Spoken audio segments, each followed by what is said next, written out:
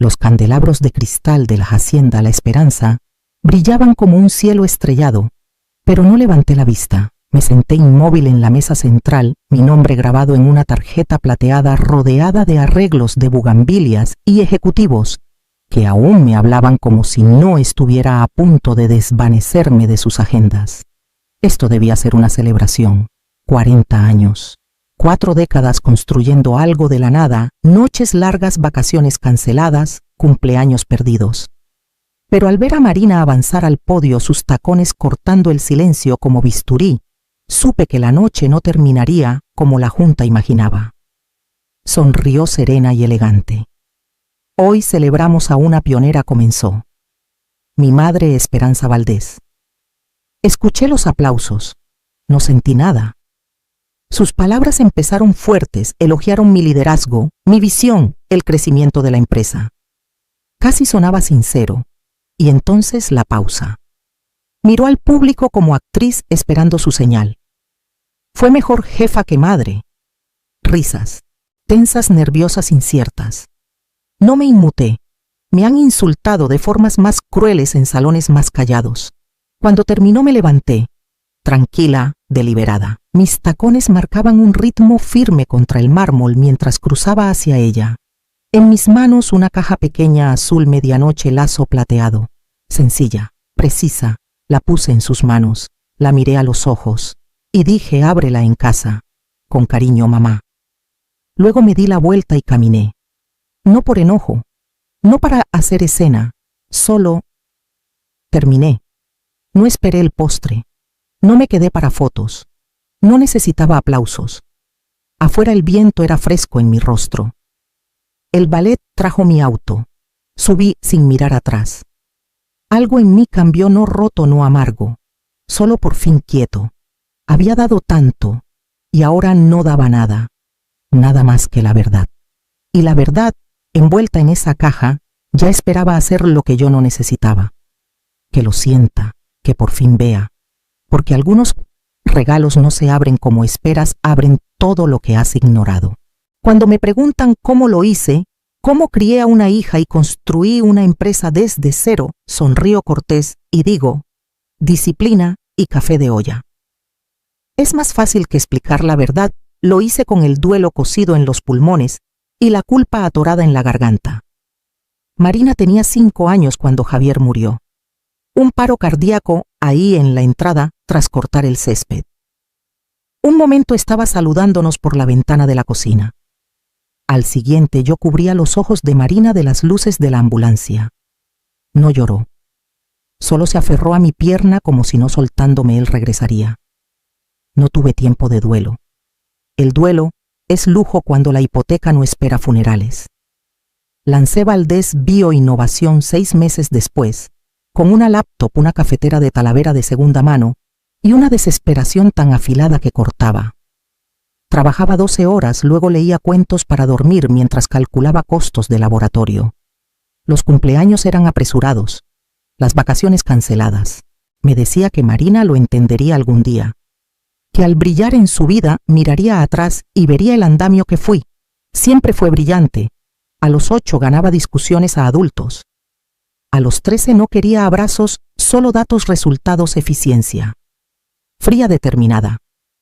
A veces me preguntaba si heredó el silencio de Javier o el mío. Cuando entró a la UNAM me senté en la audiencia de su orientación y pensé: tal vez ahora me vea. Pero tras el discurso solo dijo: no llores, mamá. No es para tanto.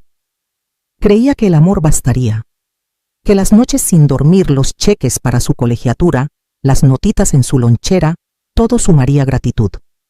Pero amor sin calor se siente como fracaso, y el calor, aprendí, no se hereda, se elige. No dejé de dar, no dejé de esperar.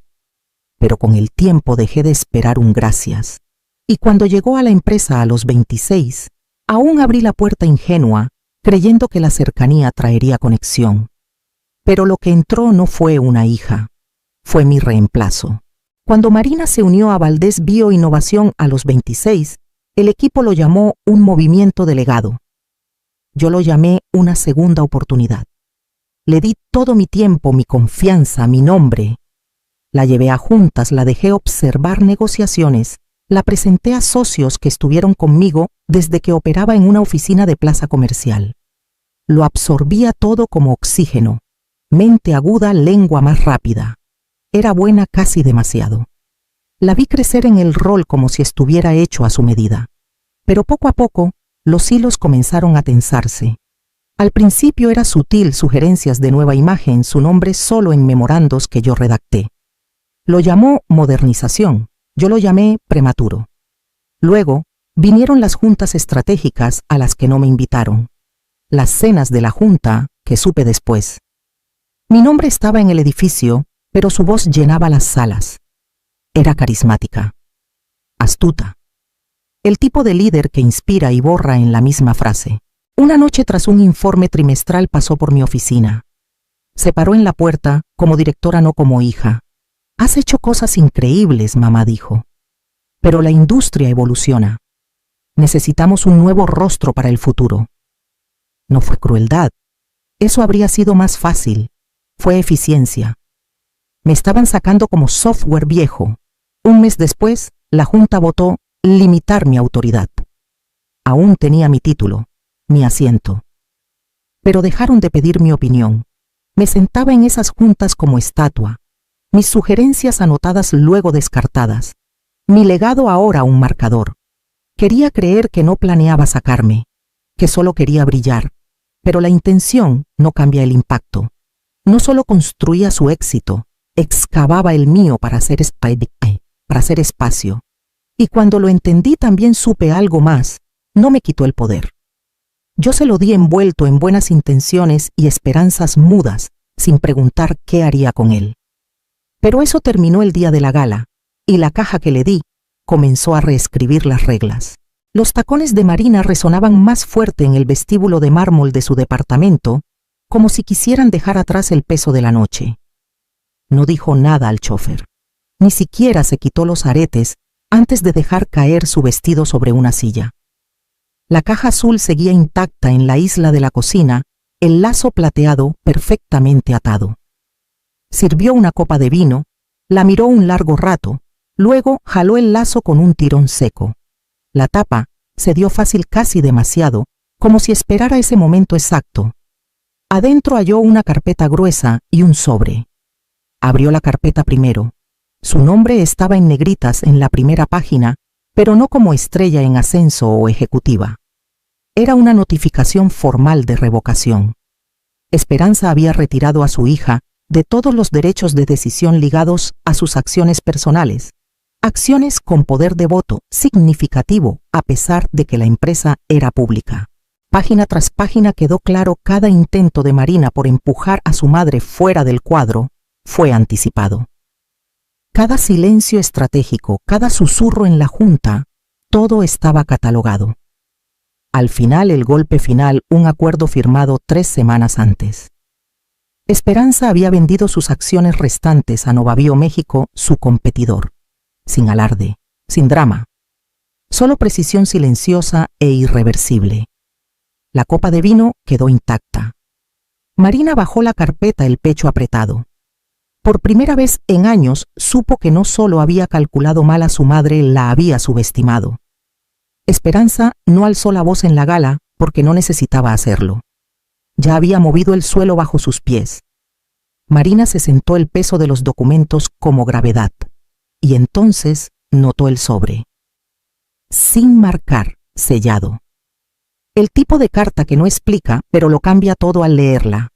El sobre contenía una sola memoria USB sin nota, sin explicación, solo un pedazo de metal frío que pesaba más de lo que debía.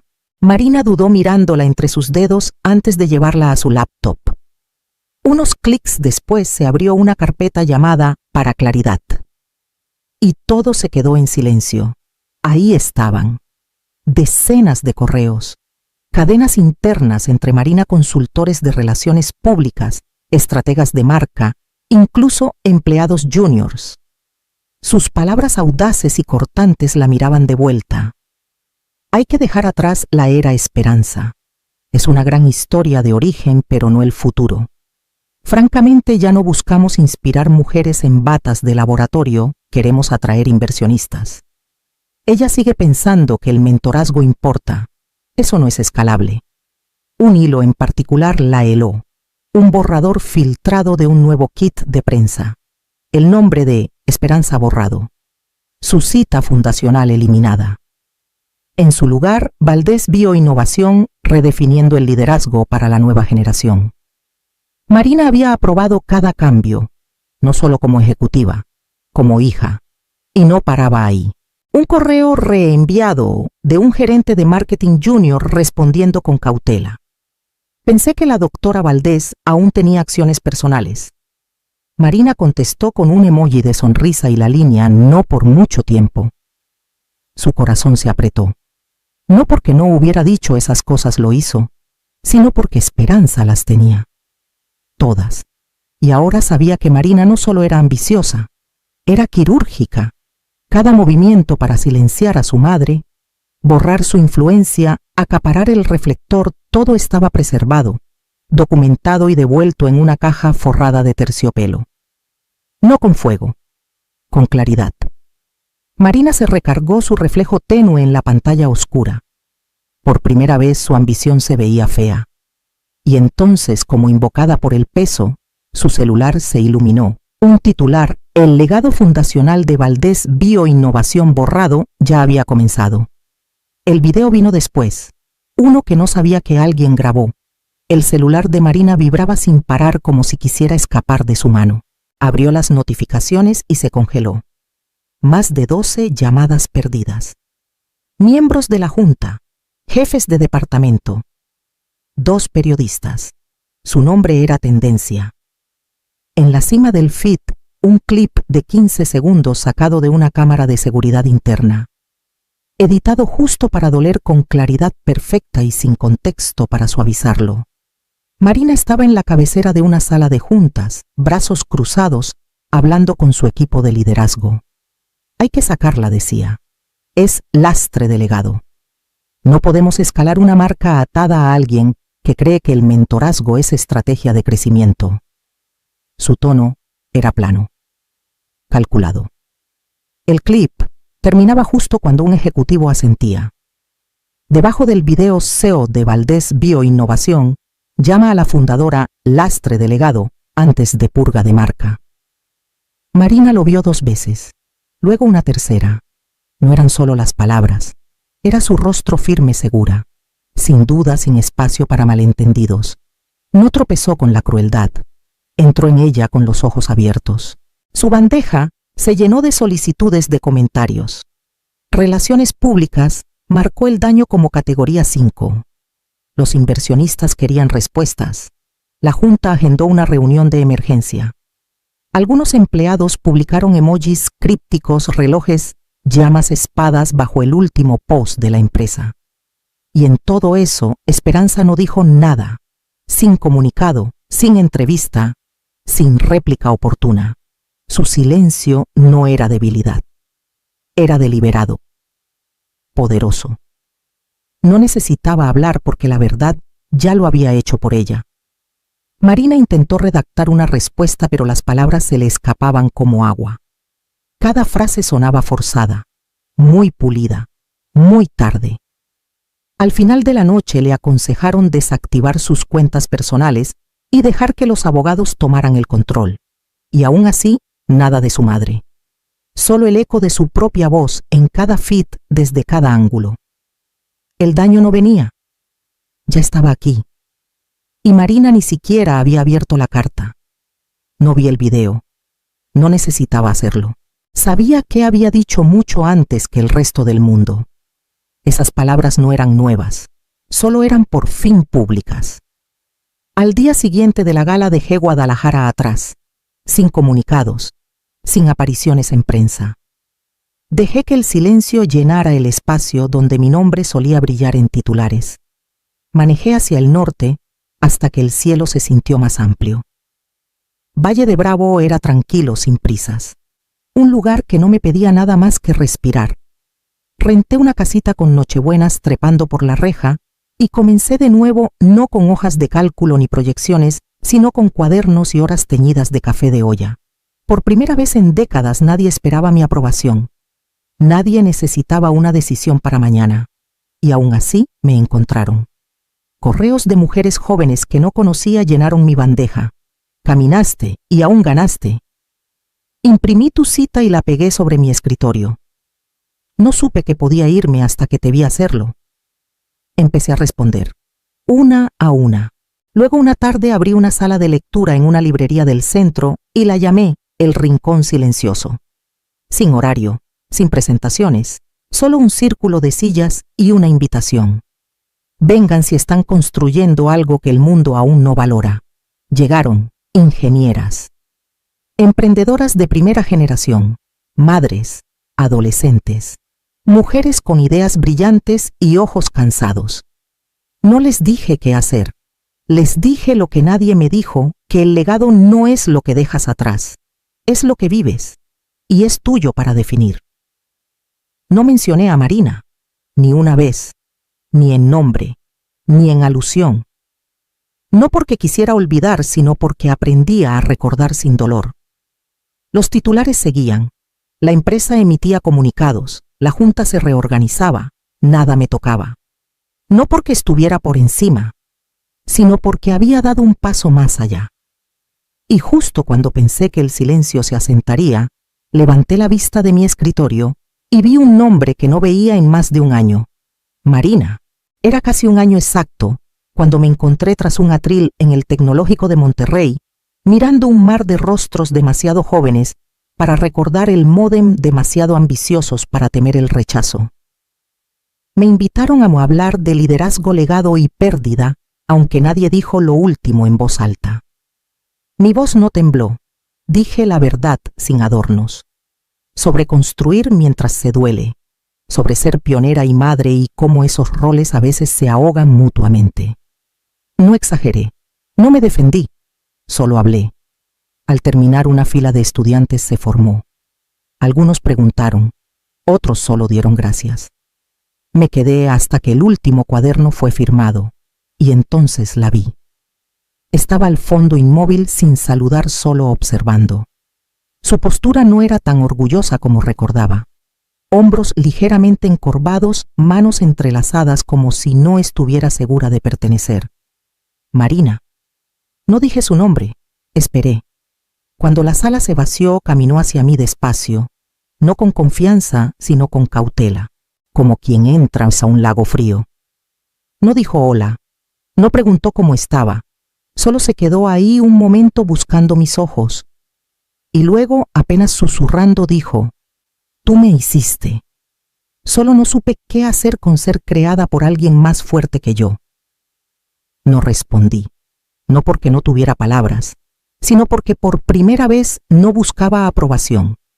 Ofrecía reconocimiento, y eso en sí era algo cercano a sanar. No se quedó mucho, no se prolongó. Solo asintió una vez como si eso fuera todo lo que podía dar, y tal vez lo era. Esa noche, al volver a mi casita, había un paquete en la puerta sin nota, sin remitente, pero reconocí la letra en la etiqueta. El paquete no era grande, un sobre acolchado blanco dejado con cuidado contra mi puerta, sin franqueo, sin remitente. Solo mi nombre escrito con esa letra medida que habla de alguien tratando de no temblar. Lo llevé adentro, lo puse en la mesa de la cocina y lo miré un buen rato antes de abrirlo. Adentro solo había una cosa, una carta escrita a mano en papel rayado. Sin firma, pero no necesitaba una. Reconocí la voz en la tinta antes de terminar la primera línea. Pensé que borrarte me haría sentir suficiente. No fue así. Lo siento, mamá. Eso era todo, sin explicaciones, sin historia para justificar el silencio, la traición, la ambición que cortó la sangre. Solo esas líneas, confesión sin orgullo. La leí 2 veces, luego una tercera, no buscando más, solo asegurándome de no haber pasado nada por alto. Hubo un tiempo en que habría enmarcado esa carta. La habría colgado cerca de mi escritorio como reliquia frágil de reconciliación. Un tiempo en que habría esperado años por esas palabras, imaginándolas de 1000 formas llorando su ausencia. Pero ahora no lloré, no abracé el papel ni lo presioné contra viejas heridas como bálsamo. Solo lo doblé una vez con cuidado y lo guardé en el cajón junto a las tarjetas de cumpleaños gastadas que ella escribía cuando aún era mía, cuando me decía mamá, y dibujaba estrellas en las esquinas. No para preservarlo, no para enterrarlo, solo para dejarlo ser. Algunas cosas no necesitan mostrarse para importar. Alguna sanación ocurre cuando nadie mira. Y al cerrar el cajón, algo en mí también se cerró.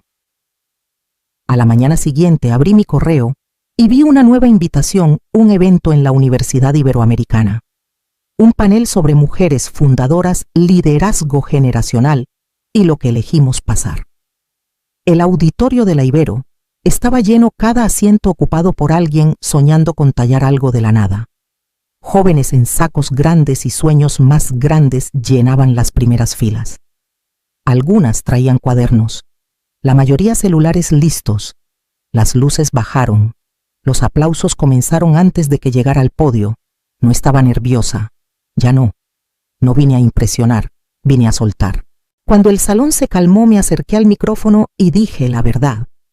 Pasé años construyendo algo que creí me definiría, y al terminar supe que era más que el título en la puerta. Miré a la audiencia ansiosa, expectante, cruda, y continué.